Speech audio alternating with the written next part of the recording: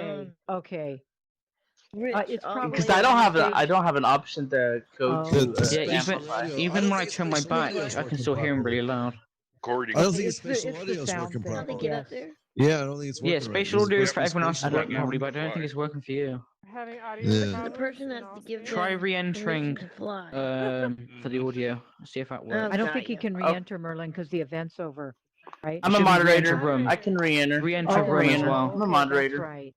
Okay. Dude, I went to the back You corner are? and you're still loud back there. So Yeah. It's your this weird spatial audio's audio not working. thing. Yeah, I can't Hi, stand Dragon. it. Yeah. It'd be that new update probably. Yeah. So I didn't get an I update. didn't but I'm on PC.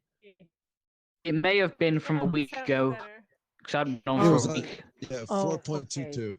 I was telling Yeah, like that's an animation from Blender to Unity Blender. will kind of mess up every now and then, depending on what type of animations you're trying to do. So if you want, full-on animations, you probably have to figure out how to do that in Unity itself.